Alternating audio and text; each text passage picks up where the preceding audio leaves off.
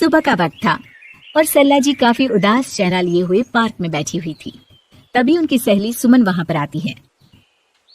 क्या हुआ सरला जी, आज मॉर्निंग वॉक करने का इरादा नहीं है क्या? इस तरह चुपचाप क्यों बैठी हैं? आई तो थी ये सोचकर कि पार्क में जाकर थोड़ी देर पहले टहल लूंगी, लेकिन क्या करूं, मन ही नहीं कर रहा। अरे सब ठीक है, तो इतनी परेशान क्यों नजर आ रही हैं? नहीं नहीं, ऐसी तो कोई बात नहीं है, सब ठीक है। अरे भाई, अब तो आपको खुश नजर आना चाहिए। अभी कुछ महीने पहले तो बेटे की शादी हुई है, घर में नई बहू आई है, आपके चेहरे पर तो रौनक नजर आनी चाहिए। अरे छोड़ो भी, आजकल की बहुओं के बारे में क्या बताऊं आपको। क्यों, क्या हुआ बहन जी, कोई परेशानी है क्या? कुछ किया क्या बहू रानी ने? अरे भाई, अभी तो शादी को 6 महीने हुए हैं। अब आपसे क्या छुपाना, आप तो जानती हैं मेरे बेटे ने लव मैरिज की है और मुझे ना इन लव मैरिज वाले बहुओं पर बिल्कुल भरोसा नहीं। ना जाने कब मेरे बेटे के कान भर दे।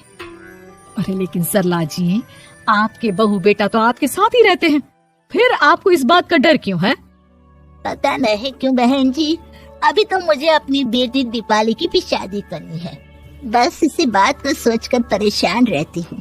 ये लव मैरिज वाली बहू पता नहीं कितने दिन परिवार में एडजस्ट कर पाएगी। कल को अगर बेटे को लेकर दूसरी जगह चले गई तो क्या होगा? अरे हाँ, याद आया, दीपाली तो दिल्ली में नौकरी करती है ना? हाँ हाँ, बहुत अच्छी नौकरी लगी है उसकी। और आप किसी से कहना मत, अपने ऑफिस में साथ में काम करने वाला कोई लड़का उसे बहुत पसंद है, बता रही थी मुझे। लेकिन अभी तो आप कह रही थी कि आपको लव मैरिज और इन सब में भरोसा नहीं है। अरे तो क्या हुआ, जहाँ बेटी खुश रहे वहीं मैं खुश हूँ। और वैसे भी बेटी को तो दूसरे घर जाना है, वो लोग जाने और उनकी बहू जाने, मुझे तो बस अपनी बेटी का ब्याह करना है। अच्छा, ठीक है, जैसी आपकी मर्जी। लेकिन मुझे लगता है कि आप अपनी बहू के लिए कुछ ज्यादा ही सोच रही हैं। क्या पता वो वैसी ना हो जैसी आप समझ रही हो। सरला जी अपनी जगह से उठते हुए कहती है, अब ये तो भगवान जाने, बस मेरी बेटी दीपाली की शादी उसकी पसंद से हो जाए तो मैं गंगा नहा लूं। चलिए बहुत देर हो गई है, मैं भी अब घर जाती हूँ। अच्छा, ठीक है, मैं भी चलती हूँ। अगले दिन जब सरला जी अपने घर पर बैठकर चाय की चुस्कियां ले रही थी, तभी उनकी बहू वहाँ पर आती है। मम्मी जी, मैंने एक जगह नौकरी के लिए अप्लाई किया था और वहाँ से सब कुछ पॉजिटिव आया है। मैं भी नौकरी करना चाहती हूँ ताकि घर के खर्चों में थोड़ा हाथ बटा सकूं। अरे बहू, तुम्हें नौकरी करने की क्या जरूरत है? मेरा बेटा अच्छा खासा कमाता है, क्या तुम्हें किसी बात की कोई कमी है? तभी सरला जी का बेटा वहाँ पर आता है। नहीं माँ, उसे किसी बात की कमी नहीं है, लेकिन वो इतनी पढ़ी लिखी है और अगर नौकरी करना चाहती है तो हमें उसे नौकरी करने देना चाहिए। कुछ पैसे घर में आएंगे, हम सबकी मदद हो जाएगी।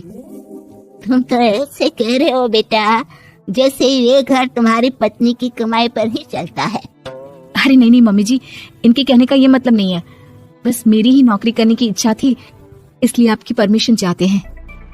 अब भाई, मेरा बेटा तुम्हें लव मैरिज करके घर में लाया है, मैं तुम्हें कुछ कैसे कह सकती हूँ? जो मर्जी आए करो। सरला जी का बेटा और बहू वहाँ से चले जाते हैं। अब उनकी बहू नौकरी करना शुरू कर देती है। कुछ ही दिन बाद सरला जी की बेटी दिल्ली से अपने घर आती है और अपनी माँ से कहती है, माँ, मैंने आपको बताया था ना, मुझे अपने ऑफिस में साथ काम करने वाले एक लड़के से बहुत प्यार है, मैं उससे शादी करना चाहती हूँ माँ। हाँ हाँ, तो मैंने कब मना किया? अगर तुम उसे पसंद करती हो तो उसके घर वालों को कहो, हम आपस में बात करके तुम्हारी शादी तय कर देते हैं। अरे लेकिन माँ, एक बहुत बड़ी परेशानी है। क्या परेशानी है बेटा? माँ, वो लड़का बहुत अच्छा है, लेकिन कुछ ज्यादा ही पैसे वाले घर से उसके माँ बाप। उन्हें मेरे और उसके रिश्ते से वैसे तो कोई परेशानी नहीं है, लेकिन वे चाहते हैं कि शादी 5 स्टार होटल में हो। अरे ऐसे कैसे, हम तो मिडिल क्लास लोग हैं, हमारे लिए 5 स्टार होटल में शादी करना कोई आसान काम थोड़ी ना है। लेकिन माँ, मैं क्या करूँ? मैंने उनसे बात करने की बहुत कोशिश की, बस एक इसी जगह बात अटक गई है। साफ साफ कह दो बेटा, शादी करनी है तो ठीक है, लेकिन ये 5 स्टार में शादी करने वाली शर्त में नहीं मान सकती। अरे कैसी बात कर रही हैं आप मम्मी जी? अगर दीपाली को कोई लड़का पसंद है तो हम उनकी शादी के लिए पूरी कोशिश करेंगे, और अगर बात पैसों की है तो कोई परेशानी नहीं है। हाँ, तुम्हें तो बस बहुत आसान लगता है सब। जिस तरह तुमने मेरे बेटे से इतनी आसानी से शादी कर ली, सारे काम उतने आसानी से नहीं होते, समझ में आया? हर काम करने में पैसे लगते हैं। लेकिन माँ, मैं उस लड़की को बहुत पसंद करती हूँ। सही बात है बेटा, लेकिन तुम उस लड़के से साफ साफ कह दो, अगर उसे तुमसे शादी करनी है तो अपने घर वालों को मनाए। अगर नहीं मना सकता तो तुम दोनों अपनी गृहस्थी अलग से कहीं सेट कर लो। कोई जरूरत नहीं है अपने माँ बाप के साथ रहने की। मम्मी जी, ये आप क्या कह रही हैं? मैं भी तो आपकी बेटी के साथ लव मैरिज करके आई हूँ। अगर मैंने भी ऐसा ही किया होता तो? अब तो मुझे उल्टा जवाब देने लगी। देखो बहू, मैं तुम्हारी सास हूँ, मुझसे ठीक से बात करो।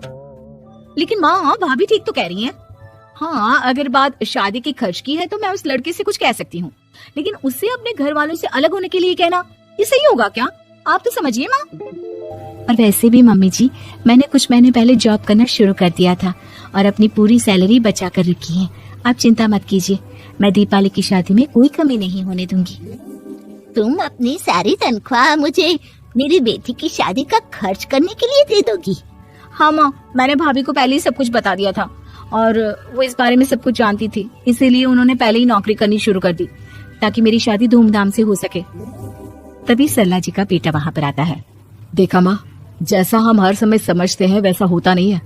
आपको लव मैरिज करने वाली बहू से नफरत थी ना, लेकिन अपनी ही बेटी की लव मैरिज पर आपको कोई एतराज नहीं था। ये तो गलत बात है ना?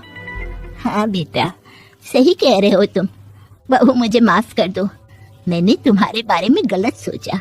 आज से मैं बहू और बेटी में कोई फर्क नहीं करूंगी और अपनी लव मैरिज वाली बहू से तो बिल्कुल नफरत नहीं करूंगी।